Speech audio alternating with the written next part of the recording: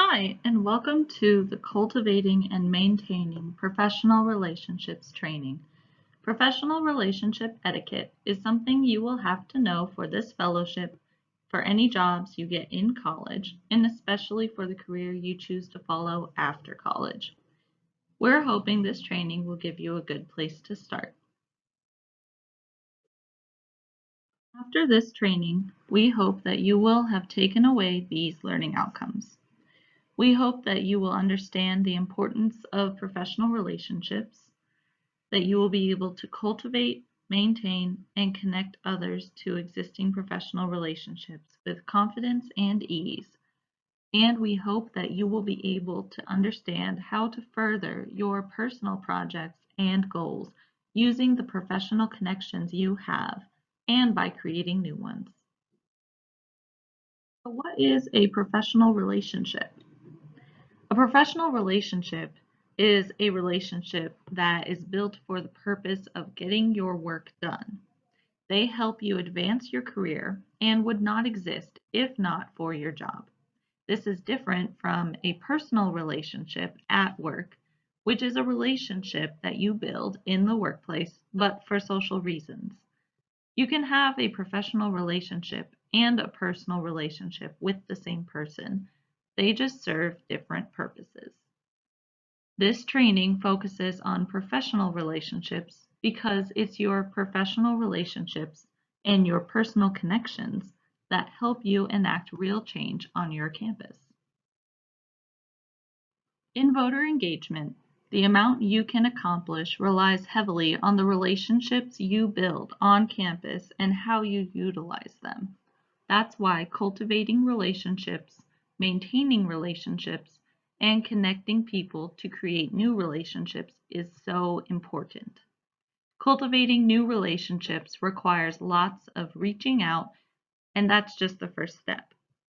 After you've cultivated your relationships, many students may not know how to maintain those professional relationships, let alone smoothly come back to them when a new opportunity arises. When you work in a field like voter engagement, there's a good chance you will work with similar organizations and the same people over and over again. So it's very important to put some intention and care into these relationships. First aspect of professional relationships is cultivating new ones. Many fellows get stuck at the beginning of the semester with lots of good ideas and fun events they want to plan, but they aren't really sure how to go about making them happen. This is where cultivating new relationships comes in. It's extremely difficult to do this fellowship on your own, so the more people and departments you have on your side, the easier and more effective your fellowship experience will be.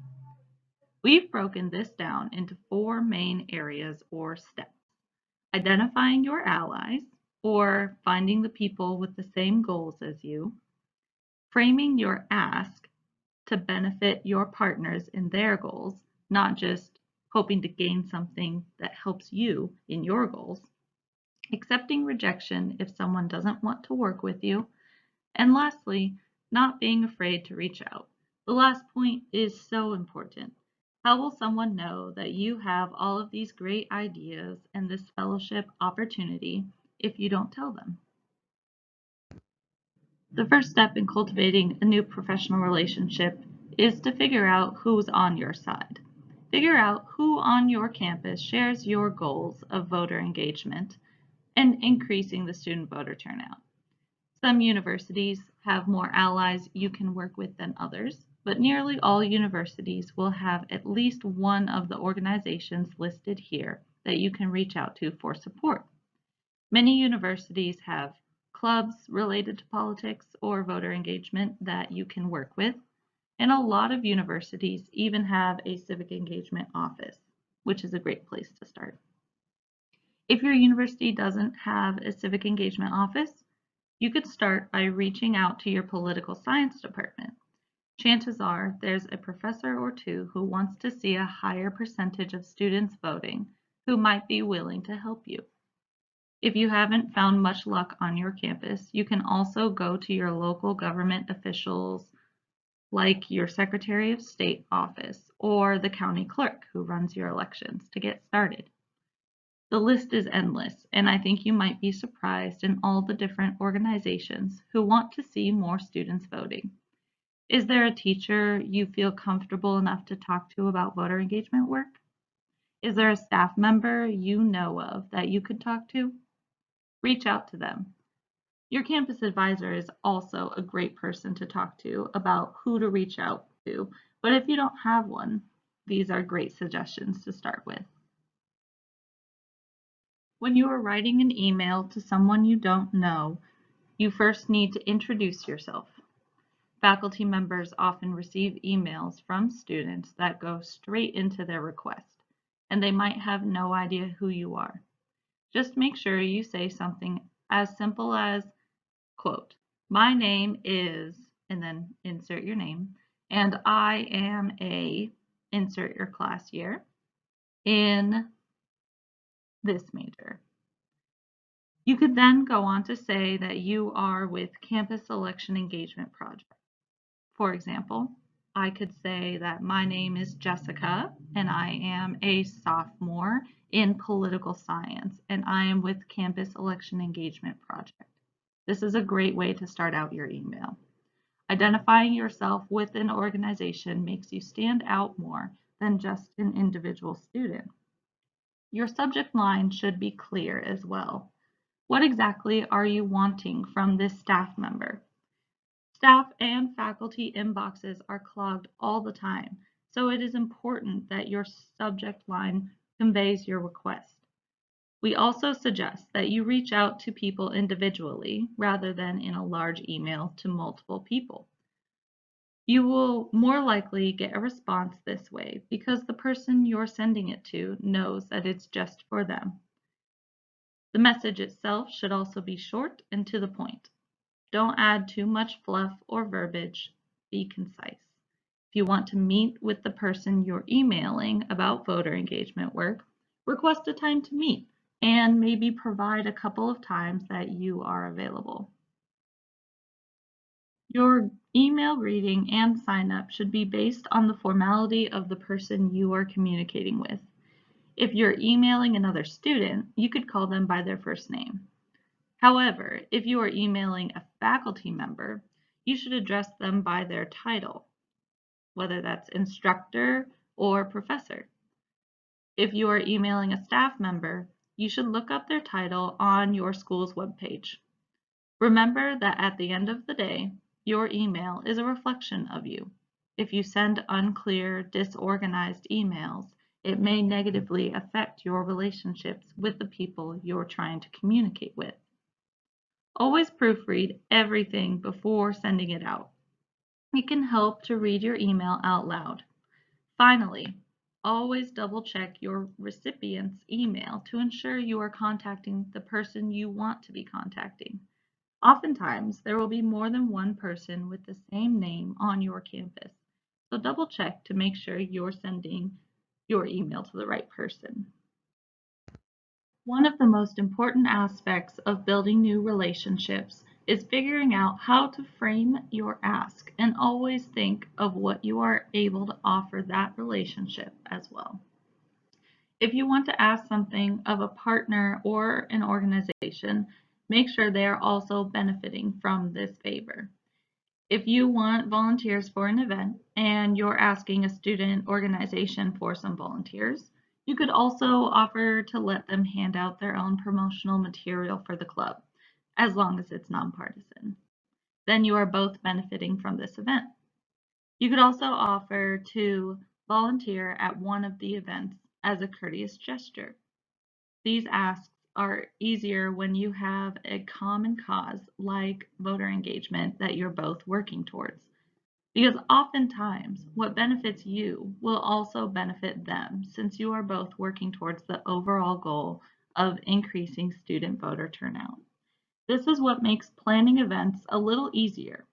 For example, if there's another organization like the Andrew Goodman Foundation, who's holding a voter engagement event that's similar to yours, you could combine your events to make one large event, have more hands on deck, and therefore have a better turnout.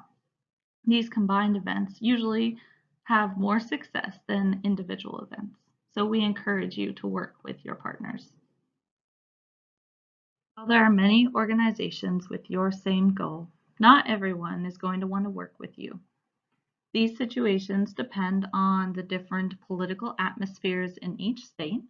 In some states, we don't often run into people who don't want to work with us, but in other states, we struggle to find allies.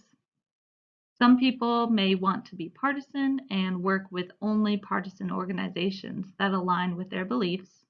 Some people may not have enough time on their hands to help out. It very much depends on your campus. When this happens, be sure to follow up and make sure they know that the door is always open to form that professional relationship and work together in the future. Things change every semester, and the SEEP fellow after you might have better luck with that organization later on. So we want to make sure they know that we, as an organization, are always open to working with anyone who shares our goals.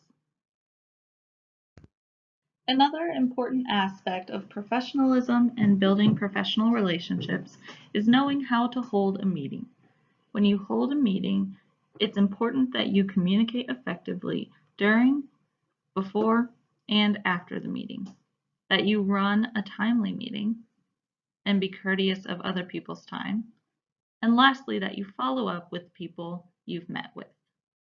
One way to ensure the effectiveness of your team is to communicate timely and effectively. Early in the semester, when you're creating your team, choose a form of communication that works best for you all and answer it in a timely manner. If you wait too long to answer emails, it can really hinder your event planning and your progress this semester. We at SEEP use Gmail and Slack to communicate. We have found that those methods work really well for our team, but other teams might work better under a group chat in GroupMe or something else. Effective communication is the biggest difference between a successful team and a successful fellowship and an unsuccessful team and unsuccessful fellowship. When you're talking to your team or your partners, make sure your messages, whether they're to a group chat or in an email, are professional, clear, and to the point. A good communicator can make a team, but a bad communicator can break one. The most important aspects of running efficient meetings is creating a specific agenda beforehand, sticking to that agenda, and creating a task list at the end of the meeting. Ideally, the agenda should be created by the leader of that meeting and sent out to the rest of the team. The rest of the team can include their input on the agenda, or you can stick to the one created by the team leader, depending on the meeting. During the meeting, take notes on the agenda and make sure that every task either has a next step or has been completed. This part is very important. It ensures that your projects and your team is moving forward at every meeting. Distribute those notes with the next steps and the completed tasks to the team after the meeting and assign those tasks to different people in the team. I'd recommend that you ask your team who would like to do which tasks. If someone actively wants to do something, they're more likely to do it better than someone who is just checking it off their list. At the end of the meeting, everyone should know exactly what they have to do to further the goal of that team and to prepare for the next meeting. Distribute the tasks to your team and check in on their progress at the following meeting. Don't forget to leave room for discussion and questions. You'll find a balance between going through the agenda and sticking to it and allowing enough time for conversation and questions with practice. Another important aspect of professionalism and running a timely meeting is understanding the courtesy of time. In many professional settings, being courteous of another person's time is considered polite and professional. Being courteous with another person's time looks like being on time or even 10 minutes early to a meeting. It looks like not overstaying your welcome or not hanging out in their office after your meeting time has ended. You should also be under the assumption that the person you are meeting with has other responsibilities that they must tend to, unless they say otherwise. When hosting your own meeting, the courtesy of time looks a little bit different. It looks like making sure your meetings are on time. It also looks like sticking to an agenda and ensuring that all agenda items are addressed during your meeting time. For example, if the conversation in your meeting is derailed and you don't address all agenda items, that now means that you must meet again to address the things you were not able to the first time. This can be seen as not being courteous of someone's time because they will now have to meet again with you to address things that could have been covered in the original meeting. This also means that your meeting should end in a timely manner. Throughout your meeting, be sure to leave enough time for each item so that everything can be addressed in the allotted meeting time. If this is not done, you may run over your meeting time and not have time to address everything. Then 24 hours after a meeting, you should always send a follow-up email. If this is a meeting that you hosted, your email should include things like thanking everyone for attending. It should include the agenda and any notes that you added to your agenda. It should include your highlighted items to be accomplished and who should be accomplishing them. And it should lastly include the date and time of your next meeting if there is one. If this is a virtual meeting, it should also include the Zoom link that you will use for your next meeting. If this was a meeting that you attended, it looks a little bit different. You should include a thank you for the host for the meeting, especially if this is an on-campus faculty member. You should also express your interest in continuing to work together. This is just considered polite. Important to understand your organization's relationship with whoever you're working with. For example, maybe you've worked with this department in the past, but you maybe didn't work very well together. Luckily, organizations on a college campus change leadership often, so a bad history with an organization doesn't mean you can't reach out to them in the future. Just be courteous and knowledgeable of the situation that you're in. And don't forget, if you want to ask something of a partner, make sure that they are also benefiting from this ask. It's easier when you have a common cause like voter engagement that you're working towards because oftentimes what benefits you will also benefit them since you are working towards the same goal. After you finish your work this semester, maintaining those professional relationships you built will be very important for any future work that you want to do. If you want to continue a career in voter engagement, keeping these contacts and maintaining these relationships can help you find more voter engagement opportunities in the future. If you don't see yourself in a voter engagement field, maintaining these relationships can still be helpful as you transition to another field. Lots of the skills you learn in this fellowship can help you in other fields as well. The most important parts of maintaining relationships is checking in regularly, being intentional with your time, and making those relationships a priority. We're all very busy, so we have to actively prioritize checking in on our professional relationships. Learn to use a calendar planner like Google Calendar to plan and keep track of your meetings. You can even set reminders for yourself to schedule another meeting in a month or two so you never forget to keep up with those relationships. With things like LinkedIn, keeping up with professional relationships can be very manageable. LinkedIn can be a great tool if you use it well. Update this regularly, respond to messages the way you would an email. Spend some time connecting to causes, organizations, and people that you know or would like to be associated with.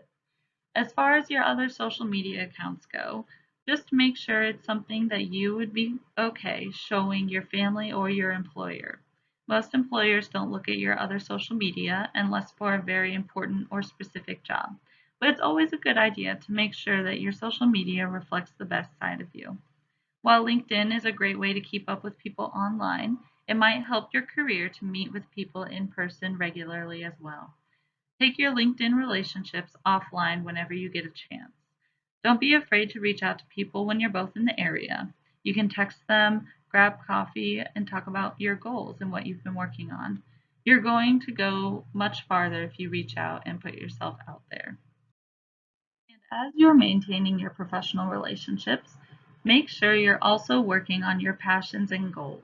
There's no point in continuing professional relationships if you don't have any goals or projects that you're consistently working towards or a field you're trying to succeed in. Plus, as you continue working on similar types of projects or in the same field, you'll find that you run into the same passionate people over and over again, which is one way to maintain a relationship. For example, if you continue going to voter engagement conferences in the area, you'll find that after a while the same people keep showing up. Then every time you go to a conference, you'll have connections that you can meet up with. It's a great way to maintain professional relationships. The last part of professional relationships that we want to cover today is connecting others to your professional connections and being connected by others. As you continue working in your field and on your campus, you will find that you will run into the same people over and over again. This is true for any hobby, work, or geographical location you may be involved in. That's why it's important to maintain those relationships so that you can continue working in this sphere and you can have an easier time continuing that work as you meet more people. Connecting others has benefits for all parties. The people or organizations you connect can further their goals, and the people you associate with are a good show of your character. So, if you recommend someone who is reliable for a job and they prove to be reliable, that shows the organization you connected them with that you are also a reliable person. That's why the people you associate with in the professional sphere should be a good reflection of who you are and who you want to be. To learn more about professional networking, we have a mini training on networking and professional development, as well as a longer training on LinkedIn and virtual networking. The most important thing to remember when you introduce someone to a connection that you have already made, make sure that you introduce them and then let them build the relationship. You are meant to be a catalyst or someone who connects the two, but you don't want to dominate the conversation. And it may even be beneficial to leave the conversation for a few moments when a natural opportunity arises. They have to build that relationship for themselves. You cannot do it for them, but you can connect them. Lastly, while it's important to connect your professional connections to people that you may know, it is equally important to stay open to being connected by others. As you continue working in your field, people may reach out to you for projects or other opportunities that they want you to be a part of. Remaining open to these opportunities means that you will continue to get these opportunities. One way to ensure that you are open to being connected to others is by ensuring that your LinkedIn profile expresses this. Even if you already hold a position, it never hurts to express in your LinkedIn profile overview that you are open to other opportunities and are eager to work in your field. Being open to new opportunities allows you to continue pursuing your passions, whatever that may be. In a field like voter engagement and advocacy, it's important to know other people doing this kind of work since so much of this work is reaching out to others. The more groups you are connected with, the more people you know, more opportunities that will come your way, and the more successful your projects and work will be. That's the end of our professional development training. If you have any questions, please feel free to email at jessica@campuselect.org. Feel free to also reach out to your state director with any questions you may have. Thank you once again for joining us. Be sure to check out and follow us on social media or join our Slack channel for conversations and idea sharing with your fellows all across the country. Once again, welcome to CETA.